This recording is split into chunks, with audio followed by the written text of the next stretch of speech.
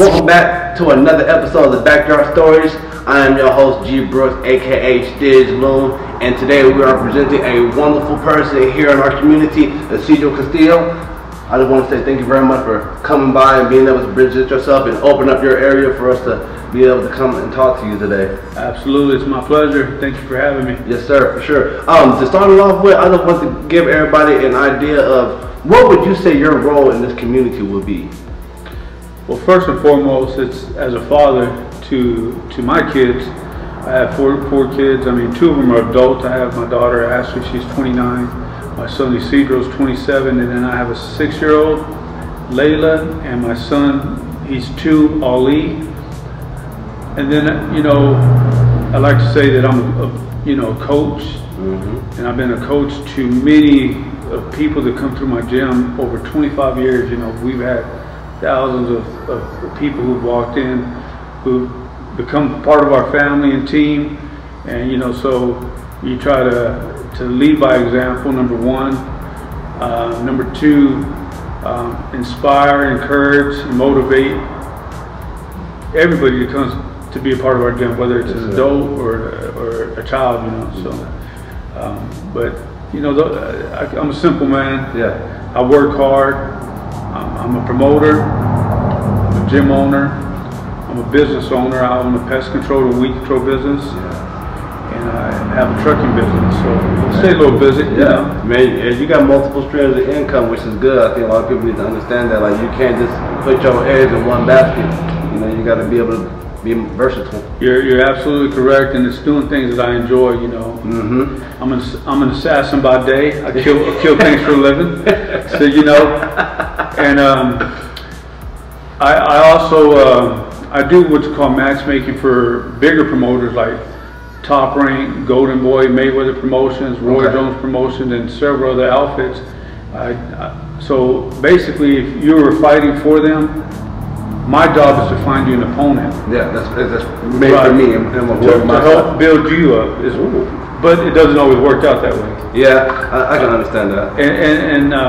And so they basically pay me to help find fights for the fighters. You know what I'm saying? It's called matchmaking. Yeah. So and say you got the I guess how like a photographer has an eye for a scene, or like a painter has an eye for like a type of artwork. You have an eye for a master. You have an eye for another opponent, another person that can help you grow. I go to boxing fights and I scout fighters. And I have a big social media following in terms of. Big to me is like, what I do on social media is Facebook, because I'm kind of old, I'm 47 years old, so I don't really know the Twitter and Instagram stuff too well, but I have a big following, big connections to the fight industry. So it's what I enjoy. Yeah. Well, talking about the fight industry, I want to ask, where did your love for boxing begin? So I started out. My grandpa was a coach. He was our coach. It started with him. He was a fighter. My uncles were a fighter. Heck, my mom fought. Not a whole lot, but she got in there. She was the fundamentals for sure. And then my dad, to win my grandpa over, he did a couple amateur fights. Not a whole lot. Me and my 3 brothers all fought. Between us, there ain't nobody in this community that has more fights than we did. We had a lot of fights growing up. I fought for many years, and then I was actually hurt in an oil field accident, and it took them 13 minutes to revive me. I was gassed with H2S, hydrogen sulfide. So I was brain damaged, had respiratory problems, and I couldn't fight anymore. So for the last 25 years, I've been coaching, and to keep that love in your heart. Oh yeah, I mean it's part of it's into my skin and my blood, my DNA. So yes, sir. Boxing is something that I have great passion for, man, and I'll probably do it to my last breath. Yeah, you know what I'm saying. My son, my youngest son, his name is Ali. I named him after the greatest, bro. So he'll be 3 here March the 10th. So I still got another 25 years, 30 years of coaching with him. Yeah, you know what I mean? Most definitely. Would you say Ali is one of your greatest boxers? Oh, he's my favorite. Yes. Yeah. I mean, the man stood for what he believed in. Yes. he had the prime years of his life taken away because of the fact that he believed in his religion, you know. Yes. And so, like, to take that away from a man and him willing to give that up because of what he believed in, you know, it's amazing. Yes. And not only that, of course, he was a great boxer. Yeah, of course. Yeah. You know, but he was a better man. Yeah. You know, and he's you know, I have my youngest. I named him Ali, and it was named after him. You know, yes. after Muhammad Ali. So yes. it's pretty awesome. Okay. So, do you think that boxing should be a technique that everybody should know? Like, do you think boxing should, like, everybody should need to know a little technique of boxing or for their life? Well, you know, it would help out. Yes. I've got people who come to me for competition. I've got people who come to me to lose weight. I've got people who come to me because they're being bullied or they're a part of domestic violence. So it hits people in different areas, man. I mean, I have people who come here who don't even want to fight. Yeah. They love the workout that goes along with boxing, but it also gives kids, or not only kids, but people the opportunity to go places. I have people that had never been outside of Hobbs, and we've taken them all over the country, you know. Really? So, oh yeah, for sure. You know. I've been.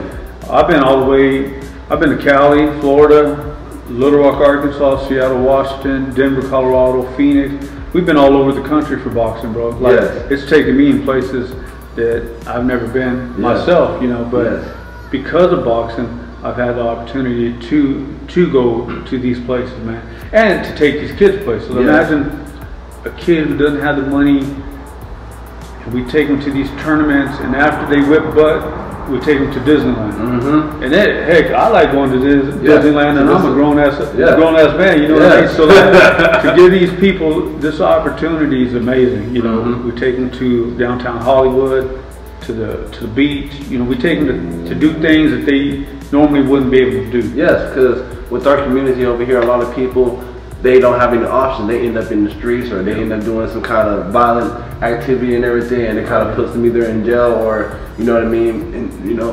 For sure. And with that being said, we turn nobody away. I charge $40 a month. I have 95 students, probably 60% don't pay membership. Yes. Which is $40. And so we don't turn them back to the streets, bro. We keep them here. And we welcome them, because without boxing, some of them do go back to the street. You know, you can't let the streets get our youth. They're our future. You know what I'm saying? Yes, most definitely. It's definitely one of the things, brother, that you make it helps to make a difference in somebody else's life. You know what I'm saying? Because you never know, somebody that walks through the doors may become a world champion. Yes. And that might change not only their life, but it may change my life. Yes. You know what I'm saying? We'll talk about world champions. Let people know how many pro boxers came from the School of Hard Knocks. Well, I have, so my son is 6-0 as a professional. He has the best record around here. Yeah. And I have Mario Gonzalez, who's 5-0. I have Ricardo Reyes, he's 3-2. Geraldo Quintana, 6-1. Your Highness Rizak, he's 2-1. He's an up-and-coming fighter. He actually has a fight March 12th, and it's going to be a tough fight, but he's up for the challenge. I have Rafael Gonzalez, 1-0. But it's not only my gym, man. Yeah. I manage a pool of fighters from the West Texas area, New Mexico area. I advise fighters. I manage fighters, promote fighters. I just signed a young kid. He's a Native American kid from the Bloomfield area. Really? Oh yeah, the kid's legit. I think he's gonna be a world champion. You know, I haven't gotten him his first fight. I just signed him last week. Yeah. But the dude is the real deal.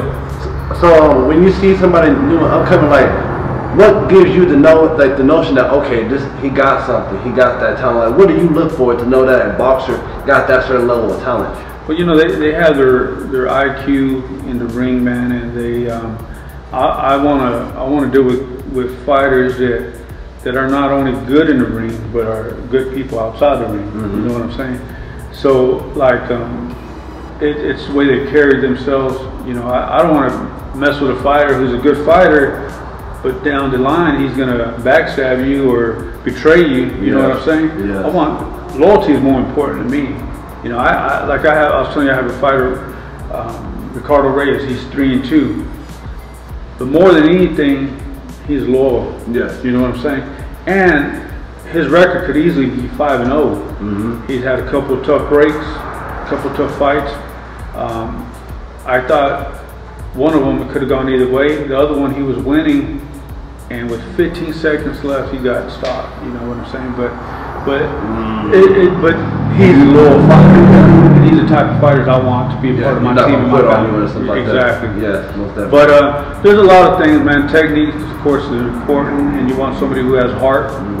You know what I'm saying? Not afraid to get in the ring. Not afraid to get in the ring, and you know, my job is to build them up. Yes. And then so they can get signed with bigger fighters. You know what I mean? But there's a lot that I look into signing fighters. It's not just, hey, he's a good fighter, I want to sign him. Yeah. No, it's more than that, man. Yeah. You know, I check out their social media. Yeah. Okay. I like to meet them in person. You know, I want to see what kind of bullshit that they're putting out there. You know what I'm saying? Excuse my language, but it's real. Sure, it's real. Definitely. You know, if somebody's out there and they're being shady and they're talking about previous managers and fighters and whatnot, then I leave it at that. You know, I'm like, okay, I can use him, but I don't need him as part of my team. You know what I mean? I want people who are humble and who work hard and who are hungry. You know what I mean? Yes. So I mean, there's a lot that I look into a fighter. You know, because I've had people who want to fight, but then you hear stuff that's said about you. You know what I'm saying? And then you're like, okay. So this is the way it is. I don't need him. They're going to need me before I need them in this fight industry, at least in our area. You know? And they do 9 times out of 10 come straight on back. Oh yeah, they'll come back. Or they be on in the streets again, like you be saying. Yeah, but I remember facts. Yeah. You know what I'm saying? Yeah. So like, you know, that goes. A lot of fighters, man. It's you know, they just want to fight. But some of them, they want to build their records on people who shouldn't be in the ring, and they don't want to take the next step to fight somebody that's a challenge. You know what I mean? Yeah. So they just want to beat up on people and stuff like that. Yeah, just build a record. Yeah. Okay. And it's okay. I mean, we do that for our fighters, but there's a time and place where you got to start proving yourself. Yeah. Exactly. You got if that's what you want to do as a boxer, you want to be known more higher to people. You got to step outside the ring and kind of challenge yourself. Cause absolutely. Every time you have a boxer, there is somebody who is just as good as you or even better that can teach you something. And some of my fighters that have lost, I tell them, hey, listen, don't take it as a loss, but as a learning experience. Yes. Man. Because we all get knocked down in life, man. We just got to get up, you know. And it's the people in your corner at your defeat that you know is really a part of what your team is. Yes. Everybody is with you when you're winning. Yes. But it's those that's with you when you've lost. Yes. You know what I'm saying? Yes, sir. So like anytime my fighters fight, now when I promote, I can't be in the corner with them because it'd be a conflict of interest. But when I'm in their corner and they lose, they get stopped or they get beat, outpointed, I never leave that corner, bro. I'm on top of the ring waiting for them so I can take the gloves off, give them a hug, you know, go tell them, go shake your opponent's hand or whatever. Yes. I never leave that corner, brother. Yes. And I see coaches who, when their fighters win, they're right there, but when they lose, they're mad and they walk off the ring. You know what I'm saying? And that's not cool. Yeah. You know what I mean? It really does affect that fighter. Absolutely, you know what I mean? The way that he continues on practicing, the way that his mentality is trying to get back up because he's thinking like, oh, I ain't nothing. I'm back at the bottom. I just lost the fight. But like you said, you build them up. When you show them love, you show them, again, that's a father role. That's a mentor role. That's a role model. It's like, go ahead. And imagine if they do lose and they see you right there with them. Yes. You know what I'm saying? Yeah. That makes a difference, bro. Then they lose and they go back to the locker room and then this coach sits in the stand or whatever. That's not the way it should be. No, you know what I mean? Especially knowing how many other people turned their back on them when they had already lost some stuff and everything. It just adds on to whatever they're going through. But again, that right there shows the type of person that you are, aside from all these other coaches that's out here in this world. Oh yeah, and I keep it 100% with my fighters. Yes, sir. You know, if I feel a certain kind of way or I'm thinking something about something. Like if you're a fighter and you come through my door, and you know our class starts at 5:45 and you show up at 6, and you're a professional fighter, and then you want me to hold a mitts for you, I won't do it. Because you have to lead by example, man. You gotta, all these kids are looking up to you. You know what I mean? So they get here on time and they do what everyone else is doing, and I'll give them that work. You know what I mean? Yeah. If you tell me you're going to be here at 6 in the morning, and I show up and you don't show up, man, come on now. Yeah, spit in the face. You know what I mean? Especially, well, I could be in my bed comfortable. Yeah, you know what I'm saying? The family. You know what I mean? But I come over here, I make sacrifices just like the fighters, man. And I come in here, I work with them. You know, if they tell me the night before, hey, I'm going to be there at 6 or 6:30 in the morning, can you meet me? I'll be there. Yes. Or, you know, but you better be there. You got to own your word. Yeah. Because again, people they take that for granted when somebody else is like, when you say you're going to be something, you are a man of your word, so you're going to actually provide, and you're going to actually show up and make things happen. And that's what I think a lot of people fail to realize. You know what I mean? Like, people like yourself are always going to be owning up to what you do. Absolutely. And a lot of people just put that shit to the wind, and now, you know what I mean, they're wondering what's going on, but they should have been 10 toes with you from the beginning. Exactly. Yeah. And you know, it doesn't seem like a long ways, but when you drive, you wake up, you got to be here at 6 in the morning, so I got to wake up at 4:45, get in the shower, get ready, warm my car up, drive 12 minutes to come over here, and then they don't show up, and I got to drive 12 minutes back. That's wasted energy. That's wasted energy, man. You know what I mean? And then now you're looking at that person like, shoot, I can't even trust you to do anything. Exactly. And now I got to give somebody else an opportunity who's going to show their worth. Exactly. Yeah. And I'll give them a second chance, but then I tell them, all right, you call me in the morning when you're at the gym already warmed up, and then I'll show up. Yep. Because they got to understand, bro, time is valuable, and you can't get that time back. No, you definitely know what I mean? Yeah. But I love what I do. I have great passion for boxing. I mean, we don't have much to offer, but what we do have can make any man a champion. And I'll tell you right now, this is luxury compared to what me and my brothers had. Yeah. We grew up, we trained for like 5.5 years outside. Yeah, in your backyard? Or backyard, yeah. Inside of our house, we had a boxing ring, we had a couple bags up. I don't know if you know what an A-frame is, it hoists a motor up.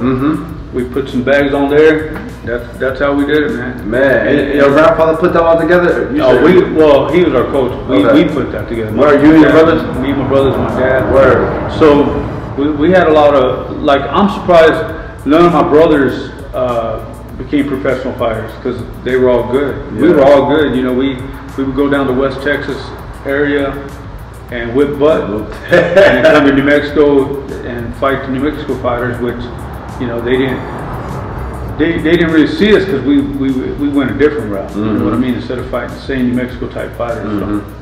But it was great, man. Yeah, that's wonderful. Well, I talk about some of these events out here. You got the official weigh-in at the Hooters at Las Cruces. Can you explain a little bit more about what's going on there? Yes, sir. So March the 12th, we're doing a professional boxing event at the Pan American,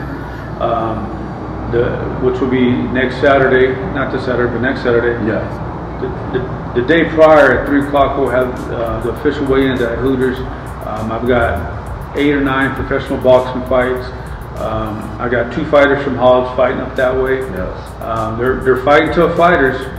You know, putting my guys up tough, but you know they wanted this, so that's what we're doing.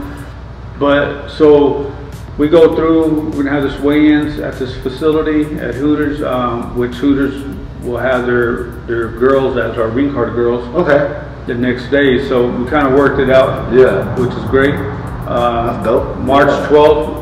We open the doors at 5. The fight started at 6:30. So it's pretty amazing how this happened, this relationship with Pan American, because I had somebody basically pay me, an investor paying me to do a show in Las Cruces at the convention center. Really?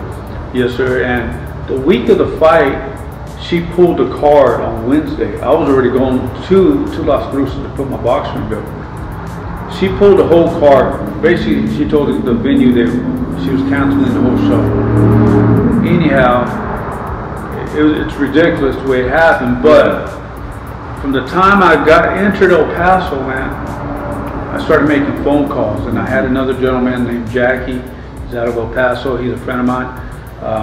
His fighters were going to be on the card. He was doing some leg work for me. He was calling people too. Anyhow, we got the Pan American. We went through. We were going to even do a show outside. We called a bunch of different places. Finally, the Pan American hit it. We hit up the Pan American, and you know they happened to not have nothing going on that weekend in the venue. So they're like, "You can do your show here, but it's going to be $15,000." And I was like, "Oh man!" Like I didn't. Yeah. So what I was going to do, I was going to take what the fighters had sold in ticket sales and pay for it, and then just pray that they would continue making money so we could pay everybody out. But anyhow, somebody went through and they called me and they said that they would invest $10,000, and anyhow we were able to make this event happen. So at the end of the night, the main guy that works there, he were tearing down the ring. So I had to put the ring up the day of the fight. I had to put it up and then tear it down that same day. Damn. He came up to me, he was like, "Hey man, I seen what you did. This was a great show. We're really happy with the turnout. We're happy with the alcohol sales and the concession sales." I said, he says, "Call me in a couple weeks." So I called him. He says, "Can you come down here and put a couple of proposals together?" And so I did that. I said, "We can split everything, or you can pay me X amount of money, and y'all keep the ticket sales, alcohol sales, and commission sales. I mean, what's that called? Concession sales." Yeah. Sorry. Anyhow, so they agreed to that, and so here we are. They want to do 4 to 5 shows in the next calendar year in Las Cruces, and it's amazing to me because I can put a show on, bro, and maybe make between $3,000 to $5,000 if I'm lucky, profit sometimes. On per show? Per show. Now don't get me wrong, sometimes we've made more. Yeah. Especially when we do shows in Midland and Odessa. But I've done shows where we've literally walked away with $3,000 or $4,000 after we paid everybody off. In fact, if you look right here, it's called $4 Production Podcast. Yeah. The reason I named it that is because my very first show, I had a complete sellout. But after I paid everybody, and then the next day when I went to pay the hotel for the fighters and the commission, I paid everybody, and I literally had $4 left. And I was like, never will I do this again, where I'm going to be stuck with $4. Yeah, because you're talking about like a sold out show. Club Hacienda was completely, completely packed. Like, how long does it take for you to even build up a ring and take it down by yourself? Well, with my team, probably a good couple hours. But back then we had another ring that took us like almost 5 hours because of the way it was. Yeah. This one's more quick than that. So even then, it takes about two or 3 hours, you know, to put up and take down and stuff like that, and you want to get paid $4 for all that plus everything else that you done did. Yeah, because you got to understand, each fighter gets a certain amount. You know, like let's say you were going to fight me. Yeah. Let's say you made $1,000, I made $1,000. Well, that's $2,000 right there. And if none of us sell tickets, well then that's a lost fight for me. Okay. So like when I throw a show now, like for instance this show that I'm putting on in Las Cruces, yes sir, I try to have one side full of the hometown people, and I got to put tickets in their hands, and they got to sell tickets, man. It's really important to put tickets in these fighters' hands. They get a percentage back, so it's not like they're doing it for nothing. Plus they get their purse. Yes. So I've learned over the years, and I've corrected my mistakes, man, and now things are better. Yes. Well, I have a good question because this is something you talk about. The boxing business and the boxing industry.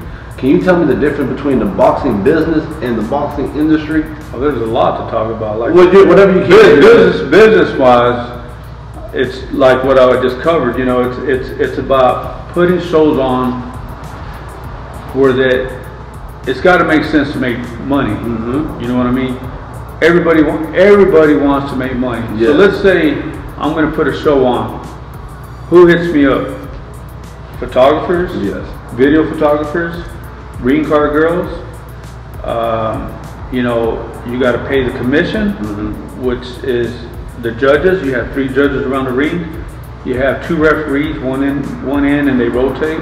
That's 5 people. Yes. You have what they call deputy inspectors who are in the back with the fighters, making sure that when they wrap their hands, there's nothing, you know what I mean? Yeah. So all these people get paid. You know what I'm saying? Yes, sir. Fabian's done shows for me, and he's giving me great deals. Yeah. You know what I mean? Yeah. Sometimes I can't afford them. Yeah. Or I've committed to somebody else. You got to pay the person who does the national anthem. You got to pay for the boxing gloves. You know what I mean? So like, all the stuff costs money, bro. Even when I do an amateur show, I try to make it unique, and I buy these dope ass belts for all the fighters, because we did a lot of fights where we didn't get nothing. Like you just fight for the win. Yeah, yeah. Fight the respect and the title. Well, now I put up these dope ass belts, which cost 150 a piece. So imagine if you had 25 fights, multiply that by 150 bucks. Oh my. It doesn't. It may not seem like a lot, but it adds up quick. Then you think about it. I paid Club La Sierra $2,500 or $2,000. So you got to you got to pay for your insurance and your bond. So these are stuff that you have to pay for, the business part of it. You know what I'm saying? Yes, sir. Now, in the industry, you know, you have so many people you deal with. You deal with promoters, matchmakers, coaches, managers, fighters. You deal with these people. You know what I mean? Yes, sir. And so our job, my job, is to build a relationship with you and continue that relationship, so that, let's say you have a bunch of fighters and you treat me really well, and you say, hey, you know, Isidro, I got these 3 fighters. One of them kind of has a little messed up record, but I got this other guy who's 2-0 and has an extensive background, and I'm trying to build him up. Yeah. You know what I mean? So like, you try to keep good relationships with everybody. Yeah. Now you're always going to get that one person. Trust me, bro. Like, I had a fighter one time who signed to be my main event. He hits me up 3 weeks prior, and he says, Isidro, I need my money for my fight. And I said, what are you talking about? He says, I need you to pay my whole purse today. I said, I'm not going to do that, bro. You have to come and step on the scale, and then you got to fight. Why am I going to sell you? Why am I going to give you your money 3 weeks in advance? Yeah. It doesn't make no sense. No. You know what I mean? And then I had another fighter who demanded a certain amount of money, didn't ask for no tickets to the day of the weigh-in. Then the day of the fight, he brings me back all the tickets. Oh, I couldn't sell no tickets. You know what I mean? So these are the types of fighters I don't want to associate myself with. Yeah. I want a fighter who says, okay, I want $1,200 or $1,500, but let me sell you $15,000 in tickets. Let me sell you 4, 5, 10 tables at $1,500. Yeah. Now that's a fighter I want to work with. Yeah. Because he knows at the end of the night, he's going to get his purse and he's going to get his percentage back. You know what I mean? But he's going out there and he's hustling. And then he done built these relationships with these people that can possibly come back for other events in the future. And then he helped out everybody else. Yeah, so the guy that's fighting Your Highness. Yes. Your Highness is my fighter. The guy that's fighting him, his name is Jorge Tovar. Okay. The kid is 2-0, good fighter. Your Highness is 2-1. He could easily be 3-0 if he had listened to us. He beat himself. Jorge Tovar, when we first made this fight, and he went and got his tickets, he turned in $9,000 right away for just a VIP table. So that means 9 tables are already sold. Yeah. And his dad told me, he goes, he can sell probably 16 or 17 total tables at $1,000 a piece. And he asked for $250 tickets in advance so he can pre-sell them. Damn. Yeah. So for a promoter, that's love right there, bro. Yeah, for sure. And I didn't put Your Highness in there because of that. Your Highness hit me up when he seen me make a post that I wanted an opponent for this guy. Yeah, like a challenger, because that's what you do. Like that's that matchmaking coming in. And so Your Highness said he wanted that fight. And I was like, Your Highness, are you sure you want this fight? It's going to be a tough fight. And he's like, Coach, I want that fight. All right, let's do it. He's going to get paid better than he's ever been paid. Your Highness will. Yeah. And, you know, it's going to be a tough fight, but it only takes one punch to change the course of the fight. Yes, you know all what I'm it saying? takes. And it happened just like that too. Just like that. Yeah. So if Your Highness loses, he loses to a good fighter. Yeah. His last fight he fought was against an MMA fighter that he should have beaten, but the guy was busier, and Your Highness was a little bit more reserved, so he lost the fight. And when he got down, he says, "Coach, they robbed me, they this and that." I said, "Look, Your Highness, you lost that fight, bro." I said, "You were not busy, number one. Number two, I said, you did exactly what we told you not to do." I said, "So you can't win if you don't throw punches." Yeah. So I told him just like that, bro, just the way I told you. And I gave him a hug and I told him I was proud of him. Yes. You know, because he's a young kid, man. Yes. And he has he had a bad past, bro. Like, I don't know if you know Your Highness. Yeah, I'm familiar with, definitely familiar with homie. Yes. And you know, but we are here for him. You know, and we're gonna continue to work with him, continue to build him up. Yeah. You know, like I said, if he loses, then he loses to a good fighter. And he still get paid. Though. Oh yeah, he'll get paid. But you know, he may win. You never know. And if he wins, that puts a big old check on his stuff. Well, it's gonna open up a lot of doors for him. Yeah. Like I'll tell you right now, I got offered a fight. I don't know if you know who Top Rank is. Top Rank is one of the biggest promotions in the world. Top Rank. Anyhow, Top Rank offered a fight for him for $6,000 this past weekend. But I told Your Highness, I said, you know, here's this fight, but we already signed a contract for this fight, so we can't do this to this guy. You know, we can't do this to my promotion. Yeah, because again, like I said, you're building that loyalty. You know what I mean? Building that network, and like that's kind of how everything is. Yeah. It's all about that trust that you want to build with people. Yeah, and you know, with today's social media, man, it's crazy because I don't even use radio no more. I do hit up the newspaper, but even the radio, for instance, me and my lady get in our car, the first thing we do is plug in our phone. Yep. We don't even listen to the radio. Yep. So I don't even advertise on the radio. I used to trade them out. I'd pay like $1,000 and give them like $1,000 worth of tickets. Yeah. But not anymore, bro. That's all social media. And I tell these fighters, you got to promote yourself. Yeah. You know what I mean? Yeah. So, and that's a little bit harder because, you know what I mean, like trying to reach out to certain people that you need to come in there, and especially your family and friends, be the main people on your social media. Yeah. They don't really be supporting like you want to. Some of your own people who say they're your friends don't even support what you do. Man. Because everybody wants free shit, and if you don't give it to them, handout. Then they talk down on them shit. Yeah, they talk down on you, or they just ain't gonna come see you or whatever. So it's part of the business, bro. Boxing is beautiful as an art, but it's ugly as a business. Yeah. and it can be said for many other things too. You know, like I'm proud of myself from making $4 to what they're gonna pay me next week. I'm very excited for it. It's a big change, man. Yeah. Big change, and it's been a lot of hard work. People don't see what happens, like when me and my lady are eating supper or breakfast or lunch, and I'm getting phone calls, or if we're watching TV and I'm getting phone calls, you know, and it's all a lot about boxing. You know what I'm saying? Like talking to the fighters, coaches, managers, matchmakers, promoters, the commission. If you look right here. Yeah, I know. I was seeing the calls as we were going. It's all boxing related. It's boxing related, bro. Yep. So, one thing I will tell you, man, that I'm very proud of, man. Not only my promotion, it's a little small time promotion. There's 4 other promoters in New Mexico. I help every single one of them promoters with their shows. Like I help them find fighters for their fights. I do my own shit. Yeah, I work my ass off. The other thing I'm proud of is, back in 2014, I approached the New Mexico Athletic Commission with bare knuckle fighting. They kind of laughed at me, man, and they said, "Oh, that'll never happen in New Mexico." Wow. A few years later, bro, 2017, I hit them up. I put a proposal together, and it took almost a little over 2.5 years, and they finally approved it. And we had the very first bare knuckle fight. It was Anthony Sanchez out of Midland, Odessa, and Daniel Arriaga out of Hereford, Texas. They came in, bro. I don't know if you were there. No. Were you there, champ? Man.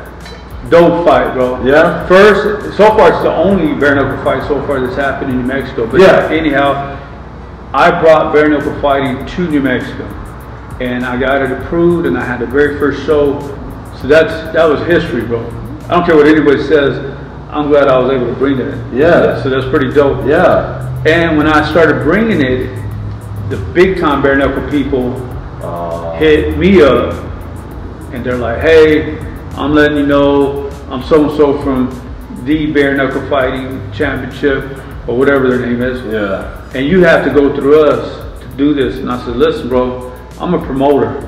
First of all, I'm the only promoter in New Mexico who does pro boxing and MMA. And now bare knuckle fighting has been added to my resume. So like, I don't need to kiss nobody's ass to do what I do, bro. No, especially when they already giving you everything that you need to put it together. Exactly. Yeah, like you don't have to have somebody to put their hands in there and try to dip in your pocket just because they gotta say, "Hey, okay, they're doing something." They're not even coming over here anyway. Well, they're trying to come. Oh yeah, they're trying to come to New Mexico. So you did that good. Yeah. But it's all good because we're going to continue doing what we do. Yes. I have a show April 2nd after this show. March 12th, professional boxing. April 2nd, MMA. I'm working on a pro boxing show for Hobbs. Because I got fighters from my gym and I got fighters from the works. They want to fight. And then we're working on putting a show in Midland, Odessa, Lubbock, and Amarillo, man. Oh. So we're looking at getting busy. Yeah. That's not even to mention the whole Las Cruces there. Yeah, exactly. Yes. So y'all stay tuned, you know what I mean, for all these upcoming fights, you know what I mean, because y'all don't want to miss any of this. Like, this is something that y'all want to do. I want to kind of talk about like some of your coaching styles, you know what I mean? Okay. Floyd Mayweather, he is known for his shoulder roll style, you know what I mean? Do you have a certain technique that you teach your students, or do you let it kind of like a free form? Well, so as a coach, my job is to adapt to the fighter. Yes. Because you got some fighters that are bull strong, bro. Like I'm talking about, for instance, Geraldo Quintana. Okay. He's 6-1. He had probably about 50 amateur fights, and Fabian could tell you, the dude could punch, bro. So like, it would be foolish for me to change somebody who fought like Mike Tyson, and try to make him fight like Muhammad Ali. Yeah. Now, my son, since he was little, I taught him to have a nice finesse style where he would dance and move out. In and out type of kind of. Yeah, and I don't want to say like Floyd, but I had a lot of people tell me when he was growing up, "Oh, your son, he fights like a Philly style fighter." You know what I'm saying? So a lot of people in our area, they have more of a Mexican style fighting, which they're coming straight for you and digging to the body. Yeah. Muhammad Ali was my favorite fighter. So if I can get these fighters to have that nice movement, lateral movement, that's what I like in a fighter. I like a fighter who can get in there and throw nice combos and get out. Yeah. Like why do you need to get hit? I tell them, especially if they're little kids, I said, listen, I tell them two things, man. I said, you can either be the lion or you can be the gazelle. You know what I mean? The predator or the prey. Yeah. And the prey, I mean, the lion's trying to live, or he's trying to eat. Yeah. The gazelle's trying to live. You know what I'm saying? The other thing too is when they're small, I let them know. Think of it as a sword fight.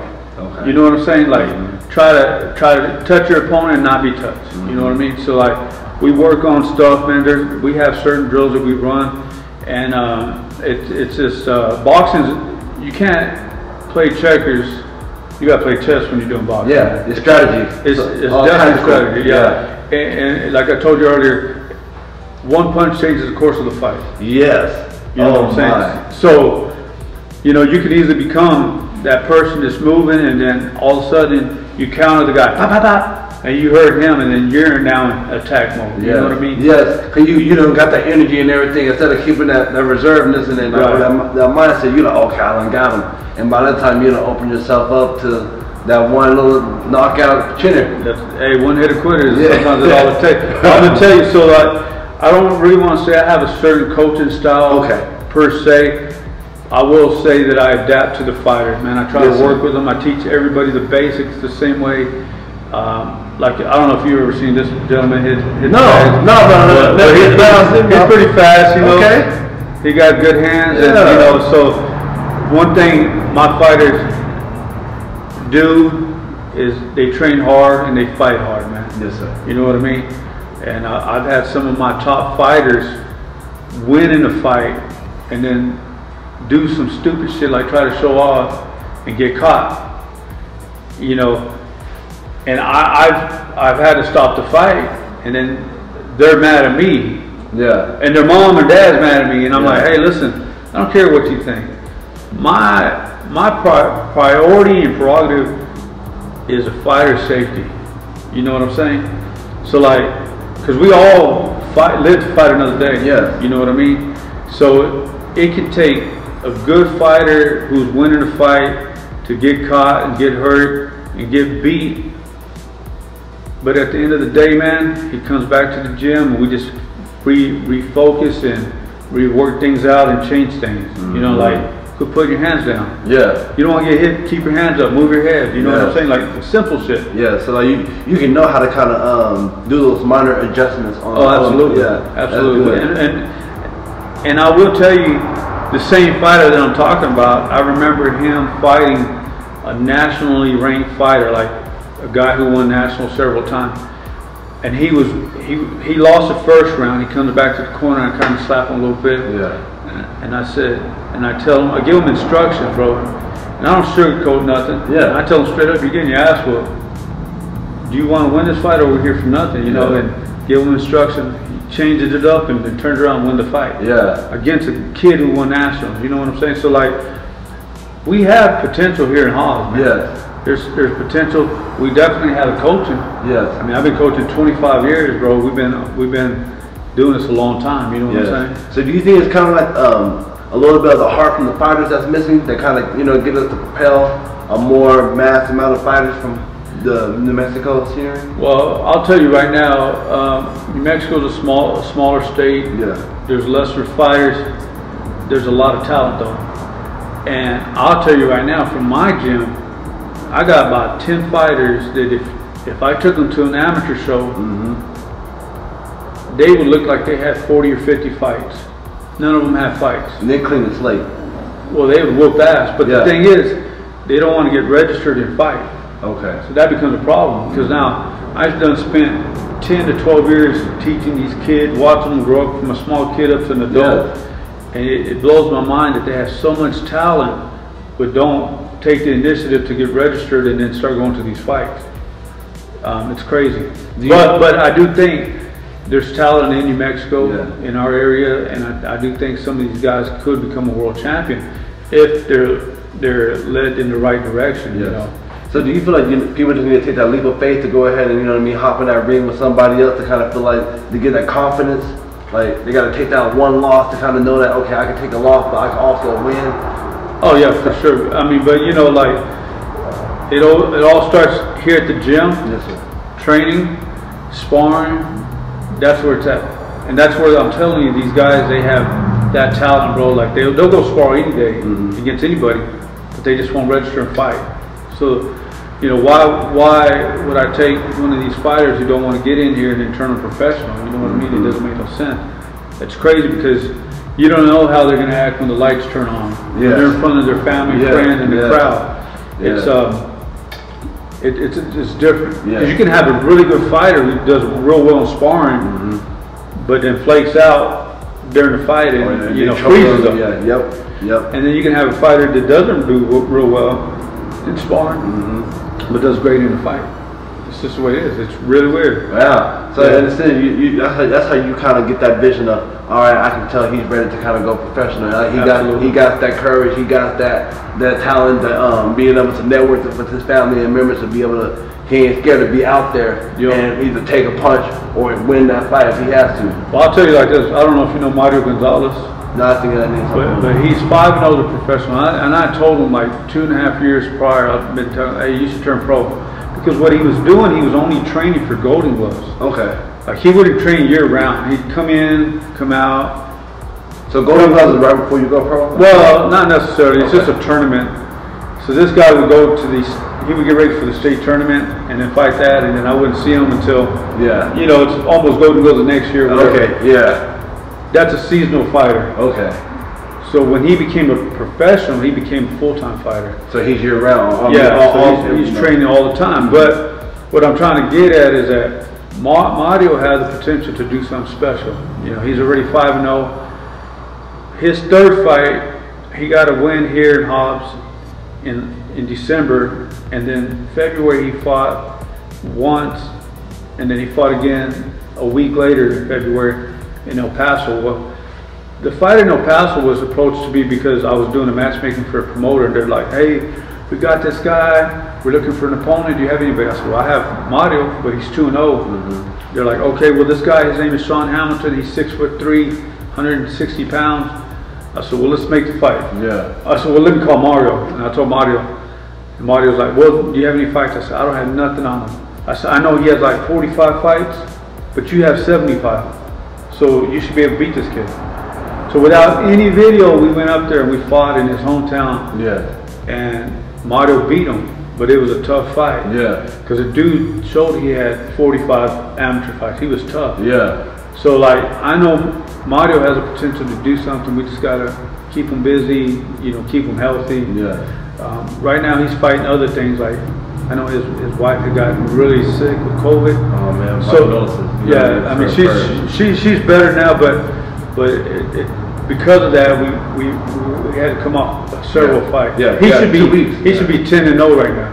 Wow. But he's 5-0. But he missed several fights because of the whole COVID situation. Everybody got to quarantine, make sure that people are right. We're talking about like a professional boxer. Can you tell us like what's the fighting schedule? I mean, what's the practice schedule or the diet that a professional boxer has to kind of go for himself? Well, so I don't mess with their diets. But I do recommend that they get with somebody who does do that. And I can't remember who Mario uses, but he does use somebody local. And I apologize that I can't remember the name of the company. But anyhow, he uses somebody local, and so he does the dieting with them. Sometimes he does training with shoot, I can't even see it. He's come to my gym when he was young. You know what I'm talking about? Tall Mexican dude. He works at Steve's gym. Fernando, I'm sorry.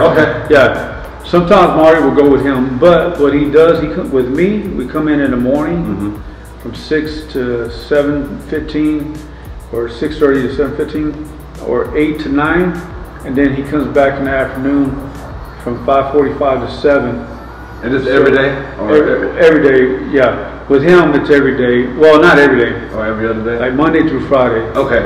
And then, you know, because I like my fighters to let the body rest, recuperate, build back up. So Mario normally walks like he came in the gym this last time. He was 188 pounds, and now he's working his way down. But he fights at 154 pounds. So he ain't a little guy, you know. And so like with him, he has his ways of doing things, and I just tell him you got to always stay focused and stay busy and stay training. You know what I mean? Everybody's different. Like Your Highness, I've been trying to get him to come in the morning, and that's not working out the way we wanted to. But he does put the work in. He goes to the core. He comes with me and trains here, and then he does some other things with Terrell Wright. But everybody does things different, you know, because some people work, you know, so we got to work around their schedules. You know what I mean? I work. You know what I'm saying? So I can adjust my schedule to them because I own a pest control business. So sometimes you know, I can start my days a little later if I have to. You know, whatever we got to do to make the fighter ready for his fight. I know you've been at a lot of venues across the country. Is there any venue that you want to host a show at?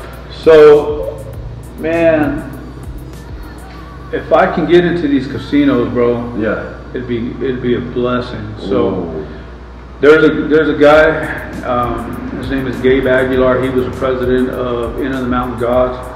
I had to sit down and talk with him. I was trying to get into the Inner Mountain Gods. The last person there was Teresa Tapia. Basically, they gave her $200,000 and said, "Here, put on the show." But not only did they give her $200,000, they gave her 40 rooms at the Inner Mountain Gods. And if anybody's ever been there, it's not cheap. Yeah. So she spent $50,000 alone on, this is her last show, on the main event, and then $28,000 on the undercard. So you're looking at $78,000 right there. And then I'm sure she has some other little expenses, but whatever was made, she keeps that afterwards. You know what I'm saying? It would be nice to do that. Yeah. I just got into the Pan American, which is great. Yeah. But this guy, Mr. Aguilar, told me, he said, "Listen, man, we're trying to do, there's 250 tribes across the nation. We're trying to get them all to pitch in 50,000, and we need somebody to go across the country to these tribes to do, for entertainment, to do professional boxing. So if I can get on that, man, I'd pay someone just to, well, I have someone who helps me with the pest control, but I'd get on the road, bro, and start doing that." Yeah, yeah, for sure. Well, that's where my passion is. Promoting, teaching boxing, doing all this. This is what I want to do. And the weed control to kind of help, you know, pay the bills and keep things afloat. The weed control, pest control, and the trucking business. Yeah, because I don't make money here, bro. Yeah. There ain't no money to be made. This is where the love is at. Yeah. If anything, I'm paying to teach boxing. You know what I'm saying? Unfortunately. The $4 park for that department, man. It is, bro. No, for sure. Where did the weed and the pest control come from? How did you pick that up? Cola, and I was a manager at the warehouse, and they had Orkin come in, because, you know, anytime you receive product from a different distributor, you don't know what they bring. Yeah. They might be mice, they might be roaches. I'm just saying. Yeah. I'm not putting Pepsi on blast or nothing. No. I love that company. You never know. Like, but I'm saying, but they took the preventative to keep that from coming in. Well, one day, one of the guys I used to teach boxing to happened to work for Orkin. And he went in there, and I was like, "Hey man, you know how much they pay you, blah, blah, blah." So we got to chopping it up. He goes, "I'm actually about to quit." I said, "Well, shit, what do I need to do?" He's like, "You got to get online, fill this out, telling you that I referred you." Boom. So I went in, I passed my test, and then I started working for Orkin. Well, one day, bro, I had jury duty, and this dude that worked for Orkin, who started with me, same time, because he wasn't brown, he got a position over us. Well, the fair scanning you. Yeah. So anyhow, I had jury duty one day, bro, and this dude, and I told him, I sent him my paperwork. He goes through and he says, I said, we had a mandatory meeting. And I said, well, I can't be there. I got jury duty. I turned my paperwork in. When I was coming home from jury duty, they were taking off on my work truck. And so they basically terminated me for having jury duty. Well, at the time I was a single parent. It was back in 2006, 2007. My kids were, you know, still in junior high or probably elementary. I went through, bro, and I told. So I called my buddy. He ran air gas, and I said, "Hey, listen, this is what happened." And he's like, "Oh, well, you should sue them." I said, "Bro, I don't have time to sue nobody. I need to work." So I went to work for air gas. And then I got hurt saving a guy, and anyhow, I was off work for 2 years. 2 years before the doctor released me, and then 6 months later, I finally found a job with the schools. But I was applying everywhere. Yeah, I was making like $650 every 2 weeks for the schools, bro. So I usually make that in a day now. You know, but for the schools, they sent all the people from the hospital schools to go take their test for weed control. I went over there, I was the only one to pass. Came back, bro, 2 weeks later, they went through and they were gonna go back and take it again. They're like, "You can have your day off." I said, "Oh no, I'm gonna go back and take my pest control." Went back and took my pest control. I was the only one who passed, bro. As soon as they said I passed, I put my 2-week notice in. Yeah. Kid you not, bro, because of me saving that guy, I didn't have a car. I lost everything, bro. So I started with a backpack, bought a backpack, I didn't have a vehicle. I was going door to door knocking, trying to get people's business. And that's how I started my pest control business from. You know. Man. And the first year I made $13,000, bro. That's it. But I gradually just kept moving up and moving up. And building my deal. Now I have a program where I charge people $5,000. I help them get their license, and they do an apprenticeship under me. And then in 2 years, they're a business owner. I don't know if you know Trey Nelson. Yes. I just got him started, bro. What? He started for me last year. Now Trey has his own pest control business, bro. Okay, so not only are you putting people on professional boss, and you are putting people out businessship in the landscape. Entrepreneurs, bro. You know what I'm saying? Like, why not? Because listen, the way I look at it, Trey has his own little following. He's got his own little friends, family. He's not gonna hurt me as a business owner, because I have my clientele built up. If anything, brother, there's gonna always be bugs and weeds. You know what I'm saying? So like, for somebody to invest $5,000, and don't get me wrong, he's a little leery at first about doing it. That's a lot of money. It is. But now, if you talk to Trey, he'll tell you, brother, that he was making $11 an hour, making $300 or $400 a week. Now he's making like $6,000 or $7,000 a month. And tell me that's not life changing, bro. Hell yeah, that's life changing. And then, like, think about it, you're your own boss. You schedule your own schedule. You ain't gotta clock in for somebody. You clock in for yourself. So like, that stuff is coming straight to you. Like when he linked up with me today, the first. I mean, he told me the other day about this. So I said, yeah, that's fine. The reason I asked for 345 is because I have work today. Today's my busiest day. I do all my restaurants. I have like Applebee's, Quiznos, B&G Burgers, Big Cheese, Bovine, Winter Essentials, and then I have Unifers, and I have certain clientele that I have to do on the first. Well, today's date, we made $1,100. So I made $1,100 for today's work, right? So I started at 8:30 and I was done by 2:30. You know what I'm saying? So that's not a bad day's of work. You know what I'm saying? No, that's not even a full day's work. No, I mean, not 8 to 5 type of stuff. Yeah, so like, I go spray an apartment. For one day, maybe 4 hours of work, I do that on the 15th. I make between $1,250 at the bottom end to up to $2,200 for that 1 day of work. Right. Just depending on how many apartments I got to go in. This is just spraying the outside of that apartment. So there's money to be made in pest control and weed control, man. Believe it or not, like a buddy of mine from Albuquerque, he's a boxing coach. I got him onto the deal. Yes. When he first started, bro, he would say, "Coach," he called me Coach. Man, I feel like I'm robbing these people, bro. And I said, you can't think that way. Because you're providing a service. You know what I'm saying?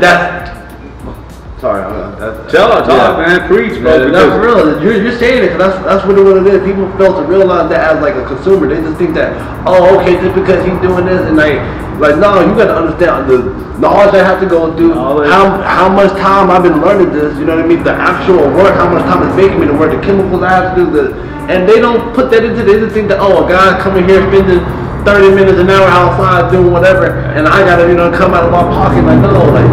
So listen, like I've had people that work for me that I've fired and threatened to whoop their ass because, let's say you were working for me and you came to do this house, and the neighbor sees you. Okay, I sent you to do this house, and this neighbor says, "Hey, what are you doing?"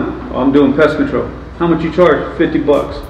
"Can you do my house?" Boom. So he done did this house for 50 on top of what he did for me. And then I had a guy who did a yard, for instance. He did a yard for this guy. The neighbor over here and the neighbor across the street seen him. He went and did their yard on his own, but he bought his own product, and he burned this neighbor's yard and this neighbor's yard because he didn't use my chemical. He bought his own. Then they called me. They're like, "Hey, you owe me a new yard." I said, "What do you mean?" "Well, your worker came and did my house." "What's your address?" I look up what I sent him to do that he was supposed to do that day. That's not on the address. I'll be right there. I go see what he did, and his yard is burnt because he used the wrong product. You see what I mean? Now this guy wants me to pay for it, and I'm like, well, first of all, how did you get a hold of him? Because you didn't get a hold of him through me. He goes, "Oh, I seen him doing this guy's yard." but his yard's not burnt. I said, yeah, because he used my chemical. He says, well, my ground is burnt and my tree's dying. Okay? So I said, well, look, you try to get a discount by robbing me because you went to him. You could have called me. I'm not going to pay for your shit. You know? So anyhow, make a long story short, I went to fire this guy. And because you can't do that, man. Yeah. This guy who did my work and turned around and did that work, he's stealing from me now. Yeah, he's stepping on his toes. You know what I mean? Mm-hmm. So now under your name. Yeah, yeah. And so with that being said, you know, people can either say, oh, well, Castillo's effed up my yard, but that's not the truth. The truth is somebody stole from me, you know what I mean? Yeah. But at the end of the day, bro, I'm a businessman and I try to keep it 100% with everybody. I have given people discounts. I have helped people out. I've done shit for free. Yes. When I do a show, a boxing show, if there's somebody who has cancer, a kid especially, try to help them out. We've done family that lost everything to a fire, you know, cerebral palsy, you know, whatever the case may be, we always try to get back to the community. Yes, sir. You know what I'm saying? Mm-hmm. It is what it is. No, for sure. You got to always get back. Yeah, and that's what continues making you the great person that you are. I got one last question for you, my friend. I see that you got interest in classic cars, hot rods, and low riders. You know what I mean? What did that interest begin for you? My dad. Yeah. My dad's a big time car man. My pops has, man, my dad has a 1972 convertible Impala, 1963 Impala. He doesn't want to break bread. I gotta go find my own shit. Yeah. But it all started with him. We grew up on drag racing. Okay. So we like hot rods, low riders. My dad don't too much like low riders, but if he can get a good deal, he's gonna get it. You know what I mean? I've got a 1931 Dodge, and then so the guy that I bought it from, he was selling it for $20,000, and I had 10 G's, and I hit him up and said, yo man, I see you selling your car. Oh yeah, it's $20,000. I said, well, I'll give you $10,000, and of course he's gonna say no. I said, okay, no worries. He called me 3 days later. He just got married. He's like, hey man, my wife, we got married. She wants a honeymoon. I'll take that 10 G's. I said, I'll be right there. So I drove to Clovis, and I went to pick it up, and he's like, where's the title at? Oh, I don't have a title, so I can't give you the full amount. So I gave him $8,500. I said, when you find a title, come back up here. So he found the title a few weeks later. I gave him the rest of the money, and I brought it here, and we took the trunk off, and I sent it to Lubbock, and I had Al Capone painted on the mirror as a mural. You know what I'm saying? Because he's straight up, he's #1 gangster. You know what I mean? Man, right. And at the end of the day, everybody wants to be a gangster. Man. Yeah. You know, gangsters, being a gangster to one person is different to another. You know, I'm not about going and doing drive-by. I think being a gangster is taking care of your family. You know, one of the things I put, fatherhood is the only hood that matters. Yeah. You know what I'm saying? Yeah. And I raised my 2 first kids. I was a single dad for 17 years. Yeah. So like, that's important. You know what I'm saying? I got my 2 babies. I got my lady. Of course, it's a world of a difference when you are with somebody raising kids as opposed to being a single dad. Yeah, working together, then probably doing a solo dollar, but it still it molds you to the person that you are now. Yeah. And so like me getting that Al Capone mural done. This dude named Sam Salazar, man, he's a great airbrush dude. Yeah. I sent it to him. I hit him up in May. He got me in October. That's how backed up he is. The dude is legit. So if you ever look him up, his name is Sam Salazar. Okay. Shout out to that man. Yeah, man. That dude is legit. But yeah, so I had not to keep you, bro, but I had I had a 1952 Chevy Deluxe. It's a 2-door, had fender skirts, had a sun visor. Man, when I got hurt saving that dude from the air gas, I held on to that car, bro, until I got a repo notice for my vehicle, right? Because I had to stop paying. I wasn't making no money. Yeah. So I was parking in the back of my yard, and anyhow, they hit me up, and I said, man, I got the money, which I didn't have the money. So I sold my 52 Chevy, dude. Man, I regretted it. Oh, it broke my heart. Sold my Chevy. I paid what I thought was enough to catch up. Yeah. And they still repoed that fucker. Oh. So now I'm out of a car, new car that I had at the time. Now I'm completely out of a car. Yeah. You know what I'm saying? So I took the 5 Gs, which is what I sold it for at the time. And I try to pay off all these bills that get caught up, and it just I could never catch up. Like I'll put it to you this way, I was going 2 or 3 days sometimes without eating. Like, seriously. Down. And it was hard. It was hard, you know, because like I remember finding money in my couch, dude, and I walked to fucking Allsup's, which is like about 1.5 miles down or whatever from where I live. Walked over there just to eat a burrito. You get a burrito, you know what I'm saying? Hey, listen, when you're hungry, bro. Man. And I was so prideful, man, like I didn't even want to get food stamps. Yeah. You know what I'm saying? Yes. But I got them. I ended up getting them, man. And it helped out a lot, didn't it? Oh, it helped out a lot. I was eating like a king then. I'm not gonna lie. You know what I'm saying? But it was embarrassing. Okay. You know what I mean? But I finally got on my feet, bro. Like I quit the schools. I still didn't have a vehicle.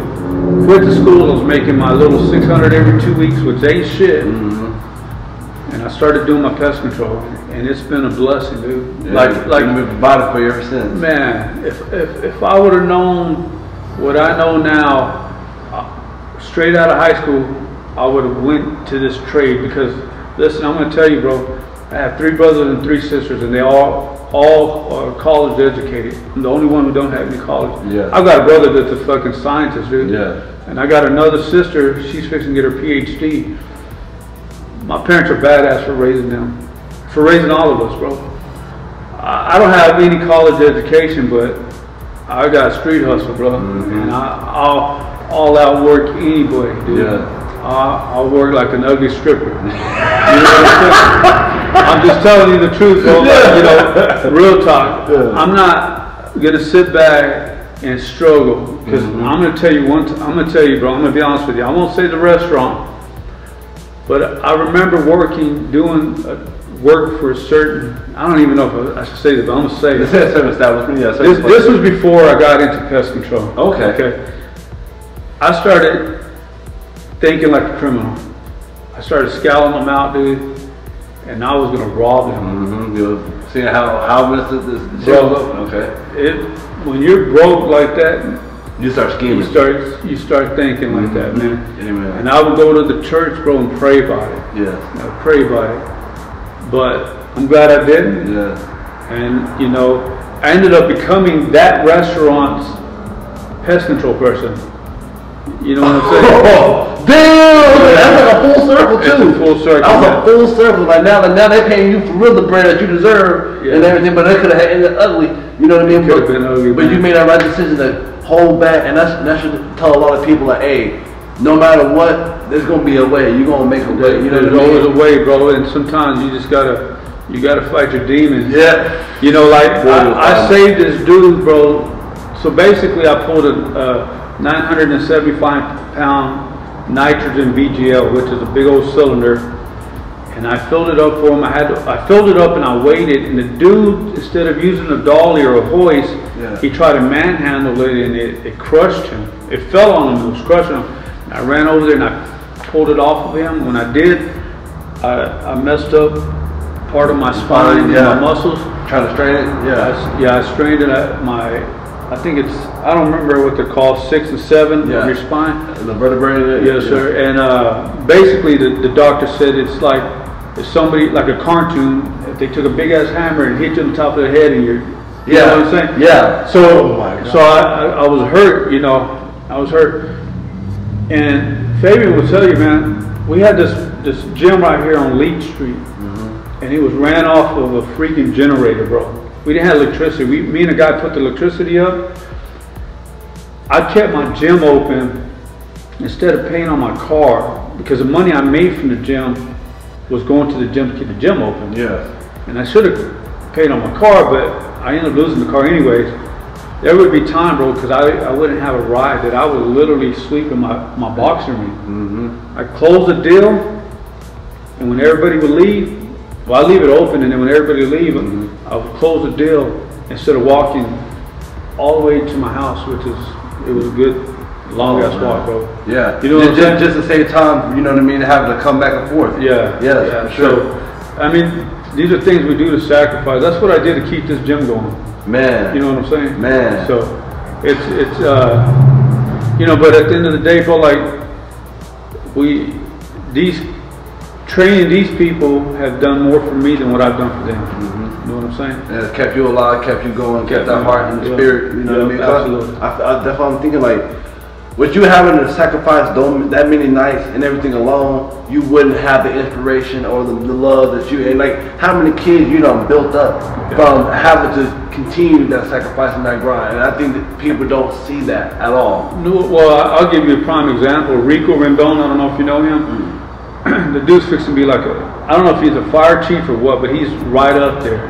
So this kid came to me when he's 15 years old, straight up gangster. Like, shook my hand, had that mean look. Yeah. And you talk to him, he's like, yeah, you know, and he chest all perked up. You're like, listen, son, it's yes or no, sir, in here. Oh, yes, sir, whatever, you know. Had that type of attitude. Yeah. Now if you see him, comes up to me, shakes my hand, hugs, say, hey, bro, coach, you changed my life. This dude is like 29, 30 years old, still calling me coach. You know what I'm saying? Yeah. And it's pretty awesome, because now he went from a straight up crip to now fixing to be the fire chief of Hobbs. You know what I'm saying? Like, he's at that top level. Yes. You know what I mean?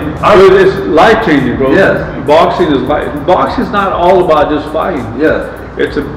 We mold people into becoming respectable people, you know, who want to do something with their life. Yes, sir. And I feel like as yourself, as an individual, it shows a lot of the people that encounter you, how much you have changed their lives just by talking to you or being able to have your guidance. So they changed my life. Yeah. Come to the School of Hard Knocks, support, come see Isidro. This man is every day putting on for the many different people on this freaking community. So stop sleeping on the man, you know what I mean? Show some love. Casinos, holler at the dude, because I'm trying to tell you, you won't regret it, not one bit. But I am your host, G Brooks, aka Stitch Bloom. I just appreciate you, Isidro, for coming through once again, man. I think that everybody who is watching this is going to be able to be motivated to be better. And to be like, because listening to your story, hearing from where you started from to where you are now, does not deny anything as you being one of the greatest persons that this world can offer. And you are a promise out on that. I want to commend you on here. I appreciate you. Yes, sir. Yes, sir. All right, everybody. Y'all stay up.